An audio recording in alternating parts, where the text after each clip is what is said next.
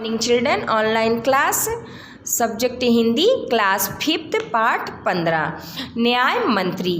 तो आइए हम अपनी एक ये स्टोरी पढ़ते हैं। हमारे बुक में छोटी सी कहानी है। इसको पढ़ने का उद्देश्य हमारा क्या है? जीवन में चुनौती स्वीकार करने की आपको प्रेरणा देना और फिर आशावादी दृष्टिकोण अपनाने की सलाह देना, और नेक्स्ट क्या है? न्यायप्रियता तथा आत्मविश्वास अपनाने की सलाह देना। अब आइए हम अपनी ये स्टोरी पढ़ते हैं। संध्या का समय था, चारों ओर अंधकार फैल चुका था।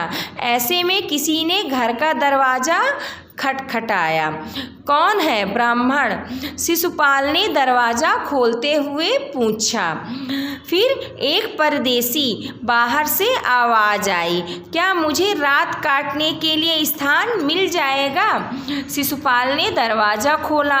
उनके सामने एक नवयुवक खड़ा था। उन्होंने मुस्कुराकर कहा, यह मेरा सौभाग्य है। अतिथि के चरणों में यह घर पवित्र हो जाएगा। आइए पधारिए। नेक्स्ट पेज देखिए। अतिथि को लेकर शिशुपाल अंदर घर में गए। शिशुपाल के पुत्र ने अतिथि का आदर सत्कार किया। यह देख परदेसी मुग्ध हो गया।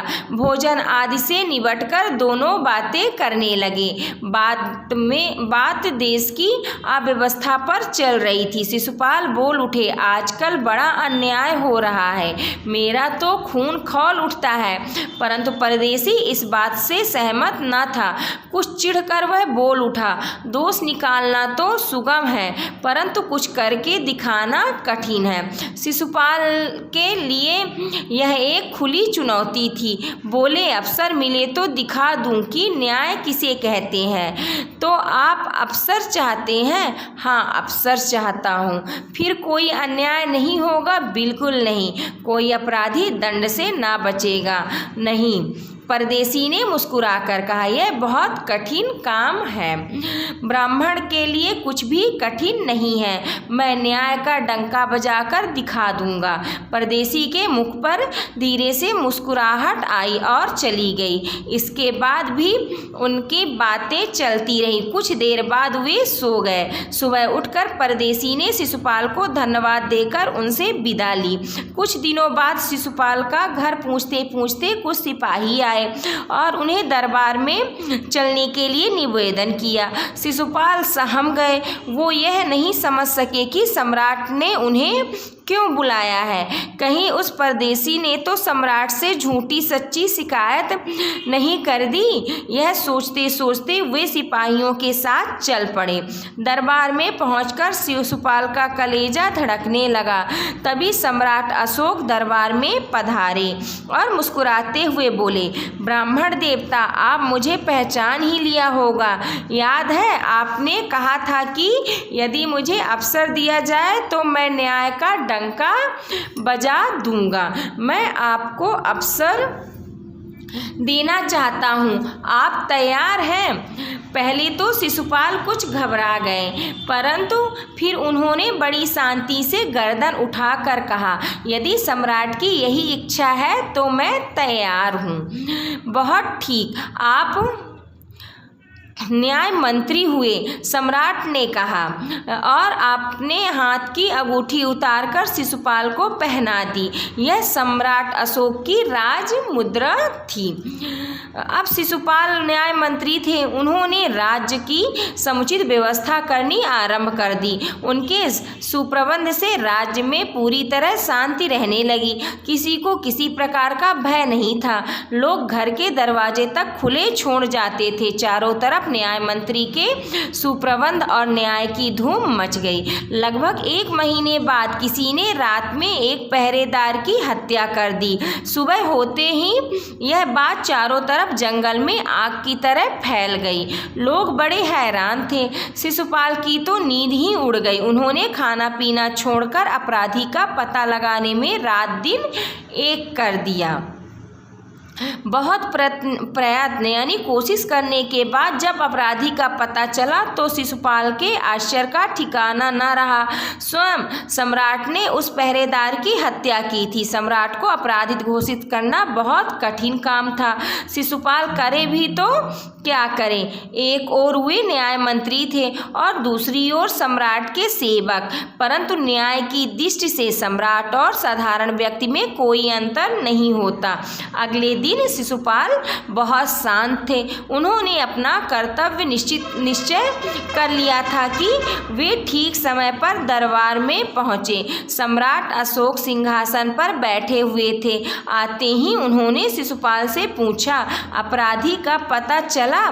न्याय मंत्री ने साहसपूर्वक कहा, जी हाँ, पता चल गया। तो फिर उसे उपस्थित करो। न्याय मंत्री कुछ रुके, फिर अपने एक उच्च अधिकारी को संकेत करते हुए बोले, सम्राट अशोक स्वयं अपराधी हैं, इन्हें गिरफ्तार कर लिया जाए। दूसरे ही क्षण सम्राट के हाथों में हथकड़ी पड़ गई। न्याय मंत्री ने कहा, अशोक, तुम पर पहरेदार की हत्या का अपराध लगाया जाता है, तुम इसका क्या उत्तर देते हो? नेक्स्ट पेज देखिए।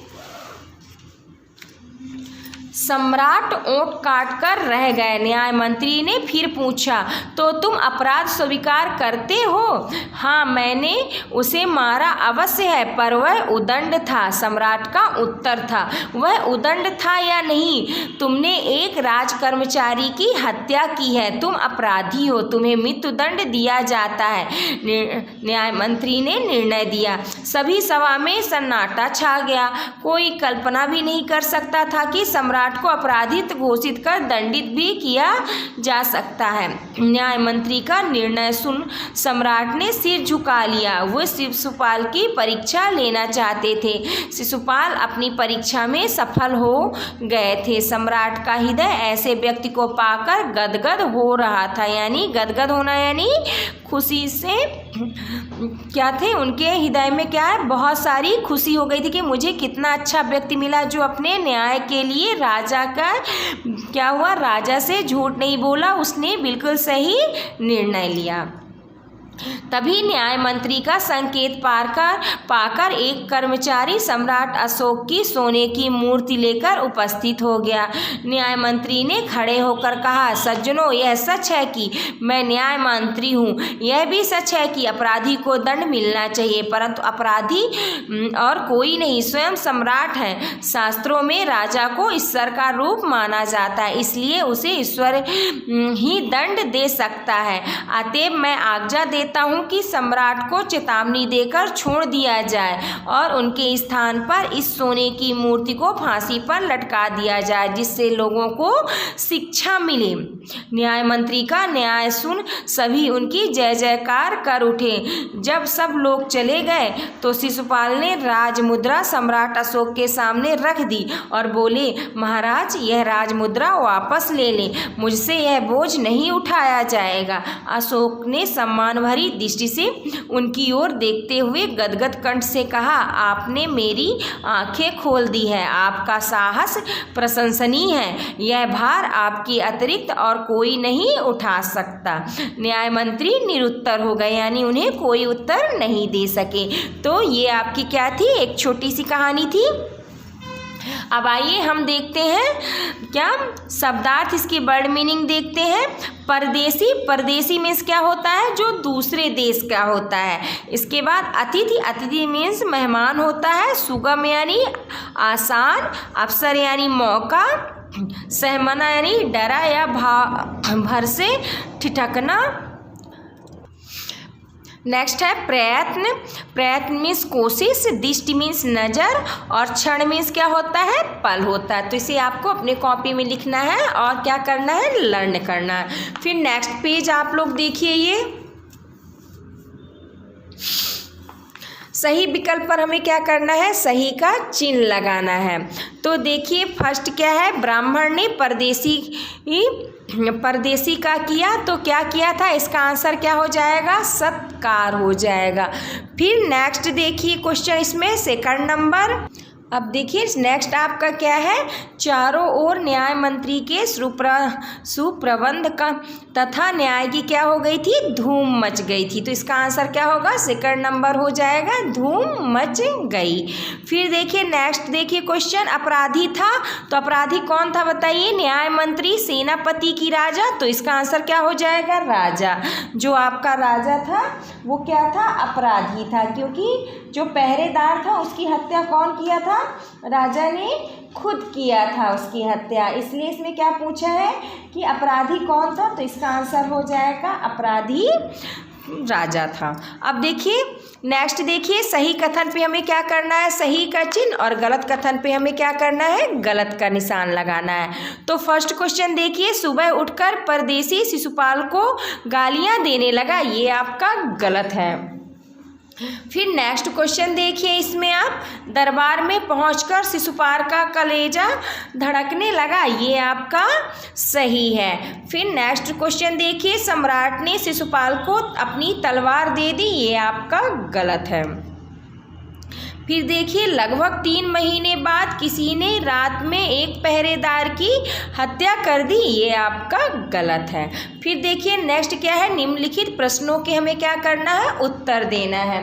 तो इसमें फर्स्ट क्वेश्चन क्या है, परदेसी कौन था और परदेसी कौन था वह क्यों चिढ़ गया, तो इसका आंसर होगा परदेसी स्वयं सम्राट अशोक थे। जब शिशुपाल ने देश की अव्यवस्था के बारे में कहा तो वो चिढ़ गए थे। फिर सेकंड क्वेश्चन देखो, राजा ने शिशुपाल को अपना न्याय मंत्री क्यों नियुक्त किया, तो इसका आंसर हो जाएगा, राजा देखना चाहते थे कि शिशुपाल को अपना न्याय मंत्री। इसका आंसर देखिए, हम आपको फिर से इसका आंसर एक बार रिपीट कर रहे हैं। पहले क्वेश्चन देख लीजिए कि राजा ने शिशुपाल को अपना न्याय मंत्री क्यों नियुक्त किया था, तो इसका आंसर है, राजा देखना चाहते थे कि शिशुपाल समाज में सब कुछ सही करने के लिए जो कहते हैं वो कर सकते हैं या नहीं, इसलिए उन्होंने शिशुपाल को अपना न्याय मंत्री नियुक्त किया। फिर नेक्स्ट क्वेश्चन देखिए, सम्राट अशोक ने अपने पहरेदार की हत्या क्यों कर दी, तो इसका आंसर है, सम्राट ने अपने पहरेदार की हत्या इसलिए की क्योंकि वह उद्दंड था। फिर नेक्स्ट क्वेश्चन देखिए, शिशुपाल ने सम्राट के स्थान पर उसकी सोने की मूर्ति को फांसी पर लटकाने का आदेश क्यों दिया, तो इसका आंसर हो जाएगा कि शिशुपाल ने सम्राट के स्थान पर उनकी सोने की मूर्ति को फांसी पर लटकाने का आदेश दिया क्योंकि शास्त्रों के अनुसार राजा को ईश्वर का रूप माना गया है और उन्हें केवल ईश्वर ही दंड दे सकता है। तो ये आपका क्या हुआ, क्वेश्चन के आंसर थे। फिर नेक्स्ट पेज आप देखिए, भाषा की बात। तो इसमें क्या करना है, आपको निम्नलिखित वाक्यों को जोड़कर एक वाक्य बनाना है। तो फर्स्ट क्या है देखिए, अतिथि को लेकर शिशुपाल घर के भीतर गए, उनका आदर सत्कार किया। तो इसका क्या हो जाएगा, अतिथि को लेकर शिशुपाल घर के भीतर गए और उनका आदर सत्कार किया। इसमें बीच में क्या आपका लग जाएगा, और लग जाएगा। फिर सेकंड देखिए, मैं पढ़ना चाहता था, मेरे पास पुस्तक नहीं थी, तो इसमें हो जाएगा मैं पढ़ना चाहता था, ये था यह, परंतु मेरे पास पुस्तक नहीं थी। तो यहाँ पे क्या हो जाएगा, आपका परंतु लग जाएगा। अब देखिए, हम बस द्वारा मनाली घूमने गए, हमने खूब मज़े किए। तो इसमें क्या हो जाएगा, हम बस द्वारा मनाली घूमने गए और बीच में क्या लग जाएगा, और हमने खूब मज़े किए। तो अब देखिए, फर्स्ट में आपका क्या लग गया, और लग गया। सेकंड में क्या बीच में यहाँ पे लग गया, परंतु लग गया। फिर थर्ड में आपका क्या लग गया, फिर से और लग गया। तो इसलिए ये आपका क्या हुआ, वाक्य को जोड़ के, इस वाक्यों को जोड़कर हम एक वाक्य बना लिए हैं। अब देखिए नेक्स्ट क्वेश्चन हमारा इसमें क्या है, क्या बताया गया है, काल। देखिए काल किसे कहते हैं, क्रिया के जिस रूप से कार्य के समय का पता चलता है उसे हम काल कहते हैं। काल के 3 भेद होते हैं, भूतकाल, वर्तमान काल तथा भविष्यत काल। निम्नलिखित वाक्यों को क्या किया गया है, इसमें निर्देशानुसार हमें क्या करना है, बदलना है। इसमें देखना है कि ये वाक्य है, इसे हमें किस काल में बदलना है। आइए हम देखते हैं। तुम अपराधी हो, तुम्हें मृत्युदंड दिया जाएगा, इसे हमें दिया जाता है, इसे हमें कैसे बदलना है, भविष्यत काल में बदलना है। तो इसका हो जाएगा तुम अपराधी हो, तुम्हें मृत्युदंड दिया जाएगा। फिर सेकंड क्वेश्चन देखिए, मैं आपको एक अवसर और देना चाहता हूँ। तो इसको भूतकाल में बनाना है, तो क्या हो जाएगा, मैं आपको एक अवसर और देना चाहता था। फिर नेक्स्ट आपका क्या हो जाएगा, चारों ओर अंधकार फैल चुका था। तो इसको हमको कैसा बनाना है, वर्तमान काल में बनाना है। तो इसका क्या हो जाएगा, चारों ओर अंधकार फैल चुका है। अब देखिए नेक्स्ट क्वेश्चन, निम्नलिखित वाक्यांशों के लिए क्या करना है, हमें एक शब्द लिखना है। अब आइए चलिए आइए हम वाक्यांशों का एक शब्द लिखते हैं। फर्स्ट क्वेश्चन क्या है, राजाओं का राजा। राजाओं का राजा क्या कहलाता है, सम्राट, पहरा देने वाला, पहरेदार, और 7 दिनों का समूह सप्ताह कहलाता है। और आपका नेक्स्ट है प्रशंसा के योग। जो प्रशंसा की योग होता है उसे हम क्या कहते हैं, प्रशंसनीय कहते हैं। तो ये हमारा क्या था, जो वाक्यांश थे उनके लिए एक शब्द था। इसके बाद देखिए आपके इसमें एक रचनात्मक कार्य दिया है, जो आपका होमवर्क है।